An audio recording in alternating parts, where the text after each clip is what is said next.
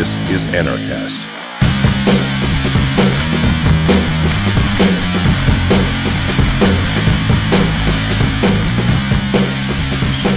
Hey humanoids, welcome to another edition of Anarchast, your home for anarchy on the internet. I'm in Santiago, Chile on another lovely day, lovely fall day here in Santiago. I'm down here, of course, for overseeing our new anarchist libertarian community, Galt's Gulch. And I have on the line coming in from the US is Sarah Darshay, and she has quite a few stories about her military experience and how her changes in her what she's learned about what's really going on in the world and how she became an anarchist. So let's just start there. Sarah, how did you become an anarchist? Hi, well, it was a long, arduous process, actually. When I became politically aware, I enlisted in the military, and at that point in time in my life, I was a constitutionalist. And as my enlistment progressed, I realized that big government was not the answer. And when I ETS'd at the end of 2008, I became aware of Congressman Republican Ron Paul, and his views mirrored my own political and moral beliefs at that time, so then I claimed libertarian. Well, after what happened with Ron Paul in the elections, I realized that there's no difference between the Democrat and Republican paradigm, and even though he was shut out, like he was a Republican shut out because he supported libertarian views. And that was really upsetting to me. But I understand why he didn't run for a third-party candidate. But after that, I really reassessed my views on government and came to the conclusion that, yes, we don't need rulers. And I agree with the non-aggression principles about it. So when I first heard of anarchy, I was only in grade school, and I misinterpreted it, and I was misinformed to associate it with chaos and disorder. So, you know, I didn't really consider that a part of my life, and I pushed it to, outside my thoughts. So, next question. Yeah, that's interesting. Yeah, the media always tries to skew the word anarchy, and almost every day I see something. Even I was watching a movie just the other day, and they go, "This could be anarchy." And actually, I was watching IRS propaganda film. It was a takeoff on Star Trek. And it was hilarious. We'll try to put up the video while we're talking here. Uh-huh. And there's the worst actors you've ever seen in your life. Like, they must be just IRS Asian guys. And they're saying, "We have to divert the ship. We're headed towards planet anarchy. We can't have this. We have to get back to planet massive taxation and oppression." That's pretty ridiculous. You know, the other day I was watching a show, Jericho. You ever catch that series? It came out in 2006. About nuclear attacks on the U.S.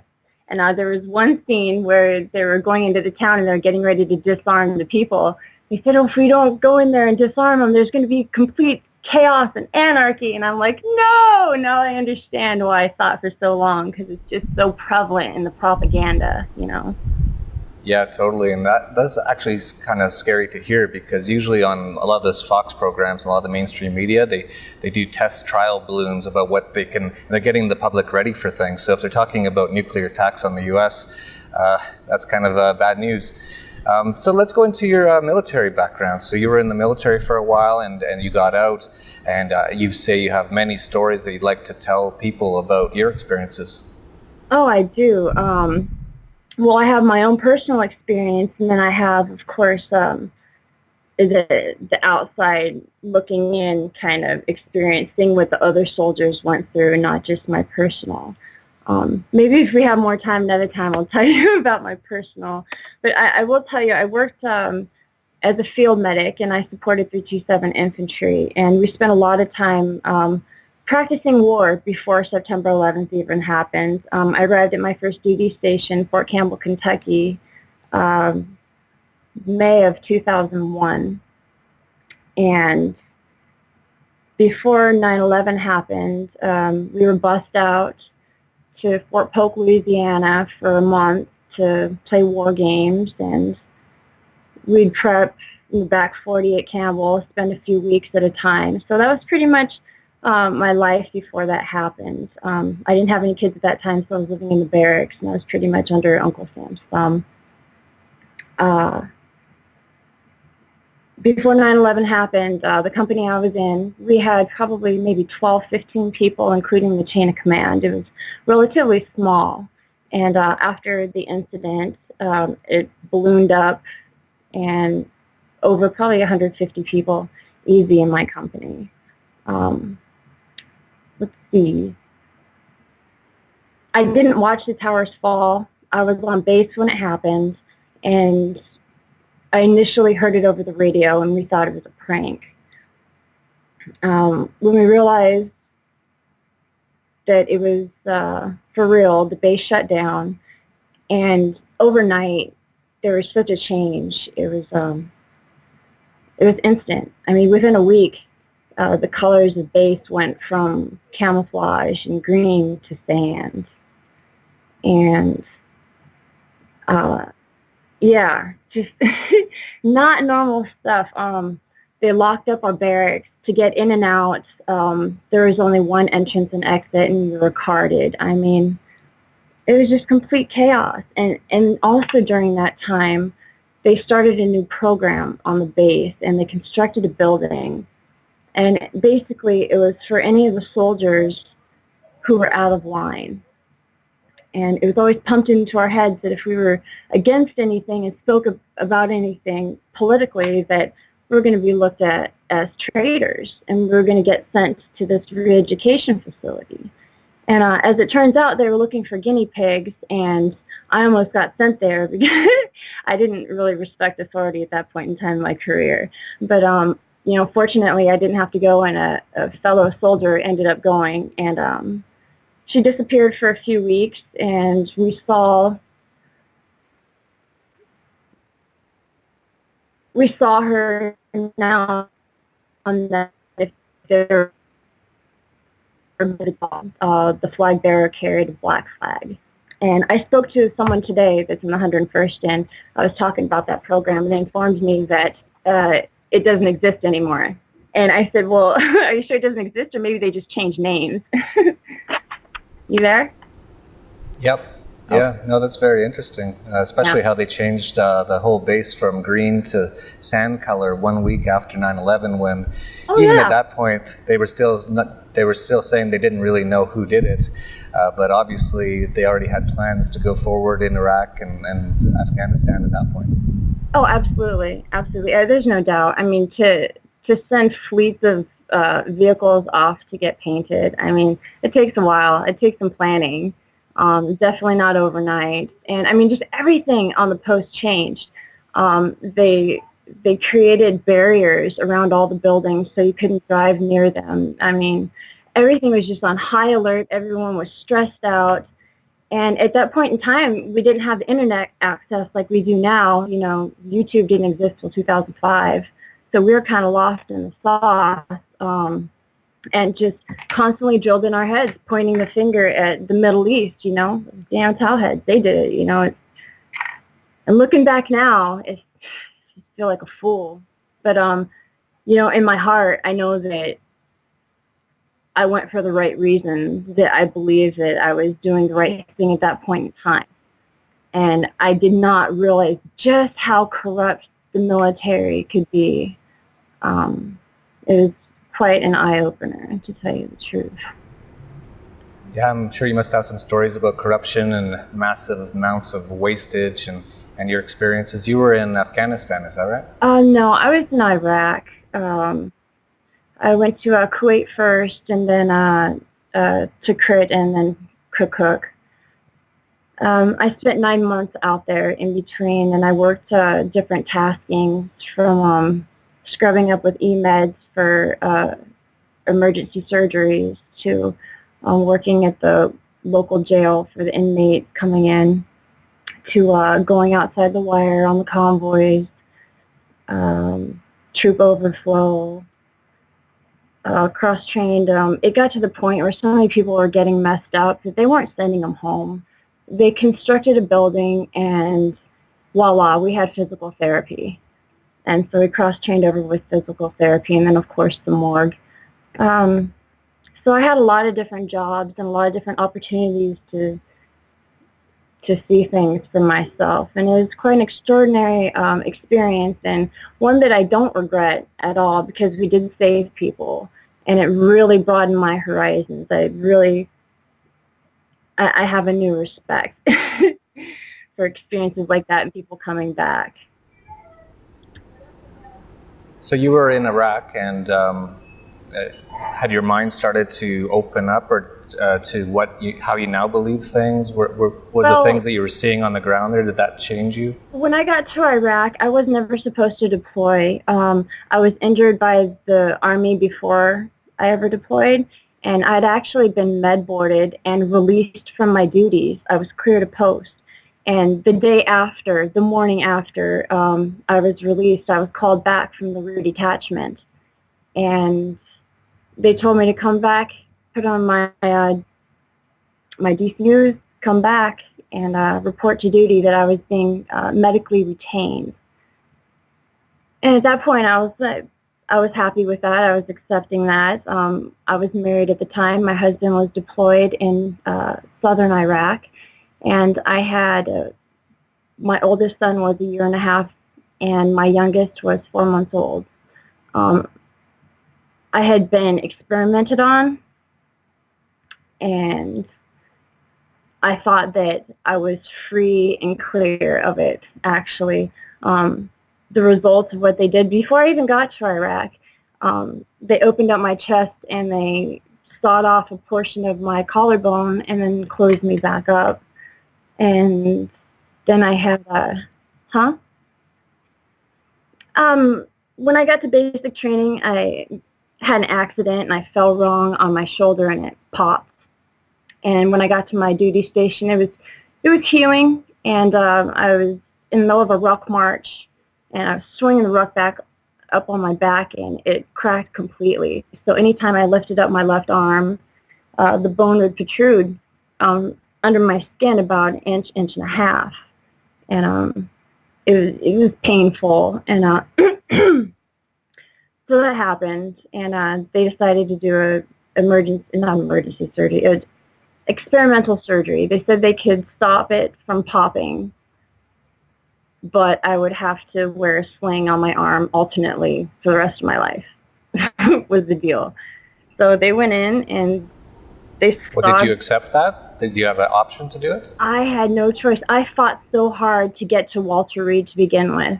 Like, I fought for 6 months. I was injured at Fort Campbell, and I had to go to the head of the hospital. And me being a medic, I knew people. I mean, it was that bad. And you're a soldier, that's that. You don't really have many rights. You really have to raise your voice to be heard, and you have to. I became an activist when I was in the 101st. The things that happened to me, I ended up painting on the side of my vehicle and driving through posts that the labor and delivery at the Blanchfield, the Army Hospital, was a butcher shop. And so I went through a period of months where there were death threats and a lot of uphill battles regarding my medical care. But finally I was able to get to Walter Reed, and they said it was an experimental surgery, but we're going to fix you up. At the same time, they had messed up on my delivery, and it resulted in me having to have a pelvic reconstructive surgery and sterilization. So, wrapping that up, I was retained, and within a 1.5 months sent to Kuwait, back to my old unit in Iraq. I never swore in a second time. I was just kept illegally. Nothing I could do about it. In fact, I got my Disabled American Veteran Certificate sent to my APO AE address. So I was technically a disabled veteran in the time of war. What would you say to people today in the military, or what would you say to someone who, all these people in the U.S. have been programmed to just repeat like a mantra, we got to support the troops? What would you say to people like that? My experiences, I went out there, and the people that we were supposed to be helping, we allowed them to come on our post, on our fob, but like I told you before, we had locked and loaded on them, watching them. And okay, you don't trust these people to paint without being locked and loaded on. How can we trust these people not to go back and tell their people the logistics of our base? It was just so mind-boggling ridiculous at times. And of course we got hit. We got rocketed. Man, some months were worse than others. But man, I just tell them to wake up. Be politically aware before you try to venture in something like that. Go Coast Guard. I can understand people's willingness to want to serve and help others in humanity. That's the type of person I am. But I think that there are other ways to go about it, that you're not sacrificing yourself for faceless, nameless entities that run the corporations that run this world.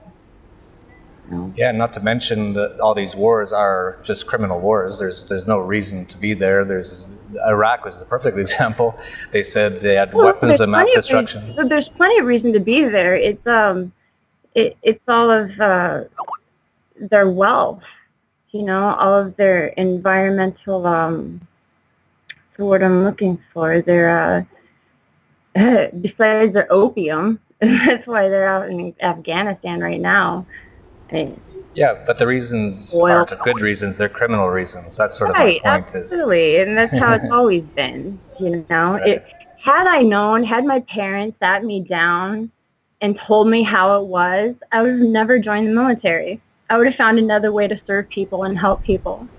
Well, the best way you can do that is through private enterprise. The more wealth you can create, the better the world is for everyone. Very true. Very true. Absolutely. So yes, I agree with the anarchist perspective. Absolutely, the non-aggression principle. And I know it sounds contradictory, me having enlisted in the military, but I chose to serve people, to learn to heal, and to learn to defend. I didn't want to learn to become an occupier. And yeah, they should change the name to Department of Offense. It'll come down. It's got to. When the dollar crashes, a lot of people will be shifted out of their comfortable position, and they're going to have to think for themselves and fend for themselves. So. Well, unfortunately, a lot of them are going to be back in the U.S., and a lot of them are now on psychotropic medications, and many of them don't know how to do anything except for kill and that sort of thing, and they'll probably be enlisted into Barack Obama's new Homeland Insecurity Forces. And have you seen all these tanks and how much hollow point bullets the Department of Homeland Insecurity has been buying? It's over 2 billion hollow round points for national homeland defense. They have all corners covered at this point. They've got the air polluted with the chemtrails. They've got the GMOs, the cancer-causing agents inside of those, the vaccinations for eugenics, the fluoridation, Public education, which is just public indoctrination. Education, of course. They control the money system through the Federal Reserve. Political, everything. Mainstream media is owned by 3 corporations. I thought for a while it was 6, but hey, now it's 3. They're probably all in bed together. You know it. Hollywood's the same way. Absolutely. All propaganda.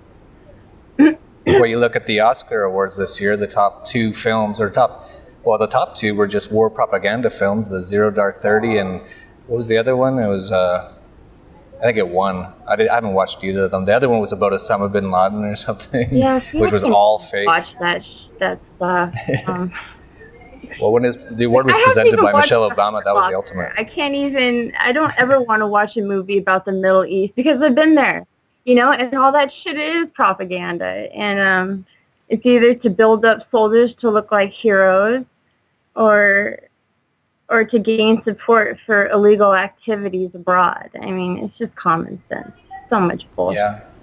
Do you see people as starting to become more aware of this and amongst your circle of friends or maybe other military people you know? Are they becoming a little bit more aware that what they've been told is mostly all lies? Sure. The veterans that I keep in contact with are very aware, and When we were enlisted, we went through basic training, and before you could pass a phase, you had to learn what the Constitution stood for and the Bill of Rights. You had to understand what liberty was and what you were fighting for.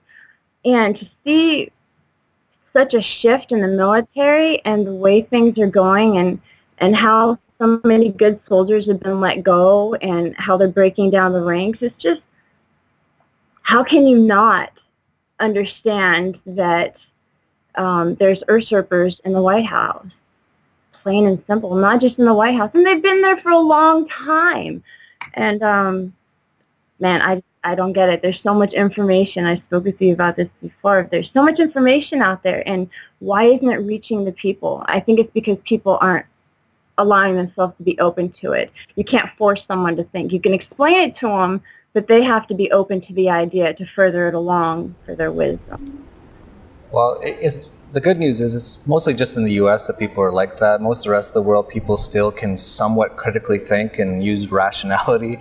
But after over 100 years of the public indoctrination systems, where you're just sitting there, you have to do your Pledge of Allegiance every morning, then you go home at night and all the stuff you see on TV is all propaganda saying they hate us for our freedom when they don't have any freedom. It's all propaganda, everything, the commercials, everything, and it's propaganda and Luciferianism. It is. I mean, it is what it is. And it's so evident when you become aware that you cannot help but notice it any longer. And then you're forced to become an activist. If you have any type of heart whatsoever, you want people to be aware. You're concerned about other people. And I think with this whole shield of democracy, that people are losing sight of their personal responsibilities. And you see that a lot in this government. They're using democracy as a shield. And as soon as one of them does something, they just step back into the fold, and they're immune to being held liable for what they've done. And one example is Fast and Furious. I mean, come on. They were running guns like for 4 years before it even hit the mainstream news. And he still has his job. What was that? And he still has his job. There's no criminal investigation or anything. There's no laws. These guys do whatever they want. It's a criminal cabal, absolutely. And these illegitimate wars need to stop. I don't understand why they're not arrested now. I think that every son of a bitch because up they there, own the police. you know what, they've sold out for their own personal safety or for gain of monetary wealth. They sold out. And yeah, one of the good things I hear is veterans don't have a word. Now we're considered possible terrorists. What was that? Yeah, they're trying to label them all as terrorists now. Everyone's a terrorist, except for the real terrorists, which are the government, the central banks, and the financial elite. And yeah, it's kind of good, though. I heard George W. Bush is pretty much holed up in Texas. He can't travel internationally or he'll get arrested by almost any other country for war crimes because he's obviously a war criminal. Sort of the sad part, though, is that so many people still believe in this democracy stupid idea that once Barack Obama was in, all of a sudden he's winning Nobel Peace Prizes for doing the exact same thing. I know. It's mind-boggling, and it's unfortunate that people don't care enough to be aware politically. They just kind of ride with the tide and hope for the best. But me being a parent, I look at life a lot differently, and I want to leave behind a safe place for my kids. And I know I can't fix the world, and I know I can't solve all of their problems, but I know I need to lead by example and show them how it's done so they can make it better. I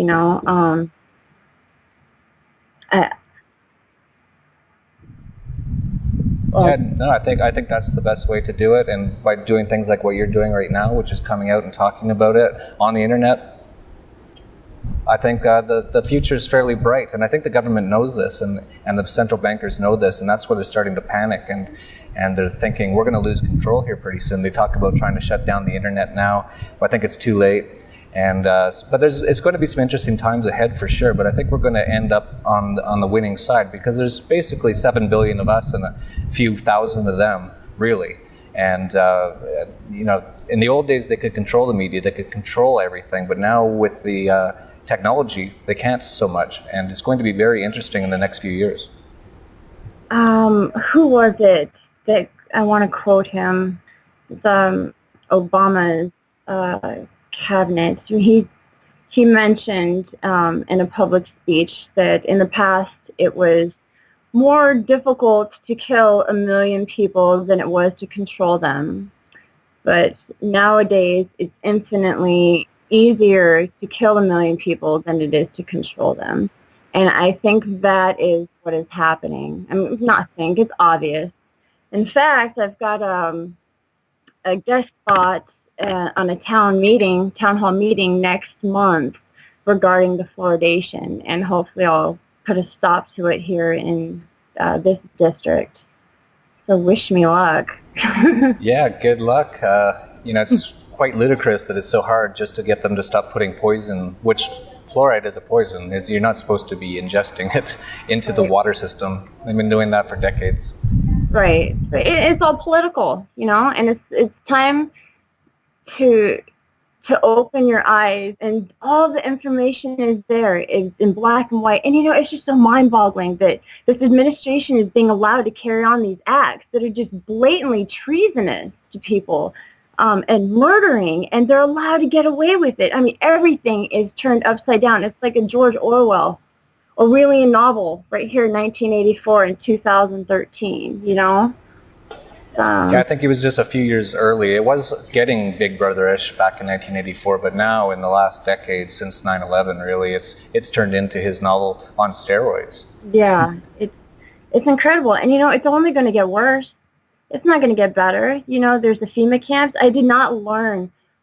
Man, had I known in the military what was really going on, I would have been a mouthpiece for sure. It's just my nature. But now that I'm out, I'm able to travel around. And I have a little bit more freedom to say what I want to say without fear of retaliation.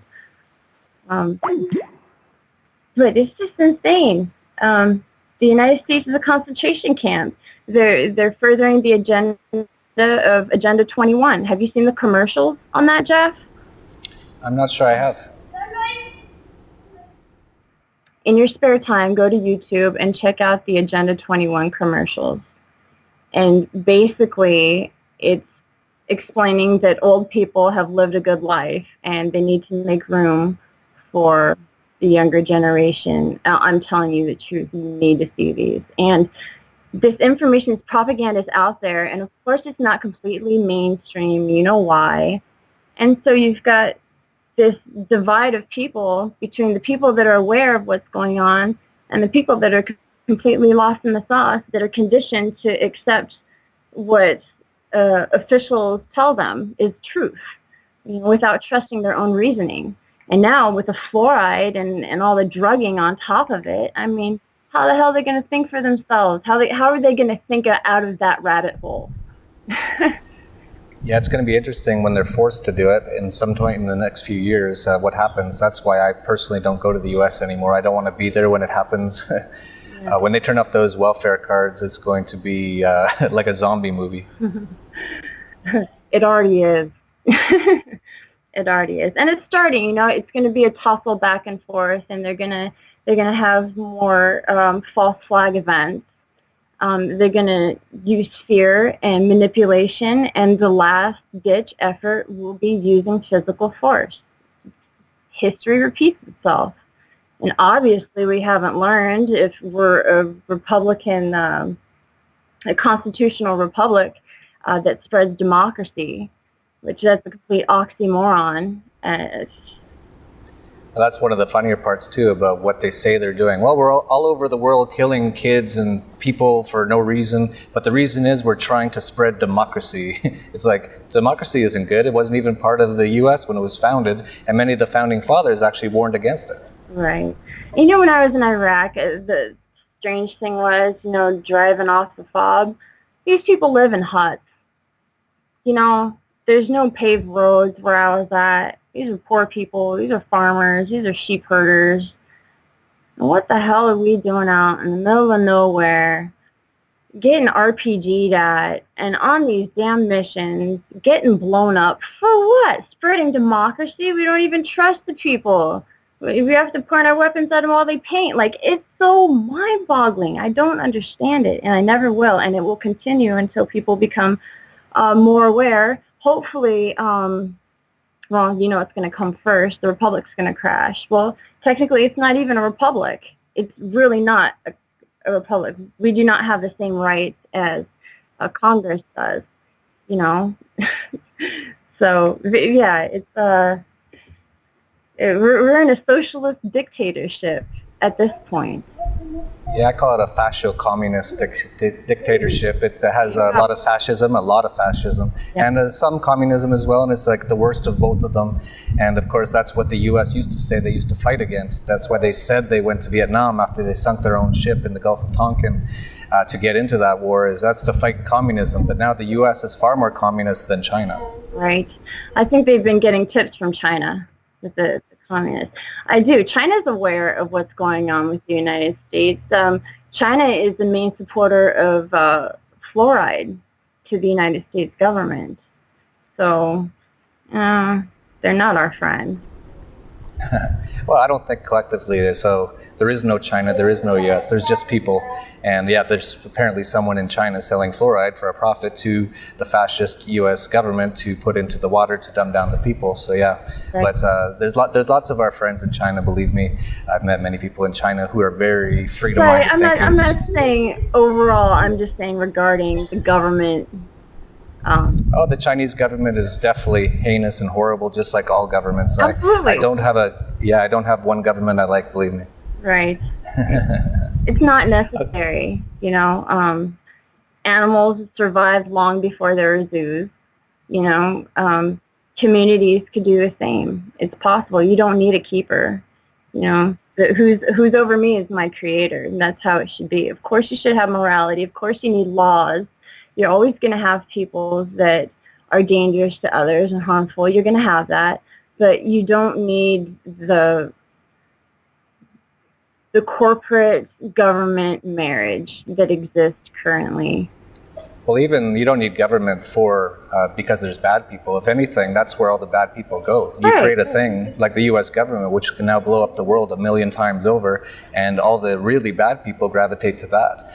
So the free market can actually do anything that we need. There is some bad people, of course there is, but free market can handle that. You can have private security, you can have private courts, you can have arbitration systems, you can have all kinds of things. You can even have You have to be careful privatizing, because you see what's happening with the privatized prisons now. They've turned into prisons for profit.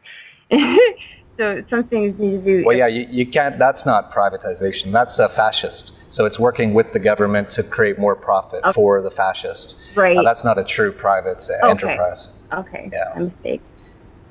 No problem. Anyway, I have to run, but it was very interesting to hear all your thoughts on the military and your evolution into becoming a peaceful, free-thinking person.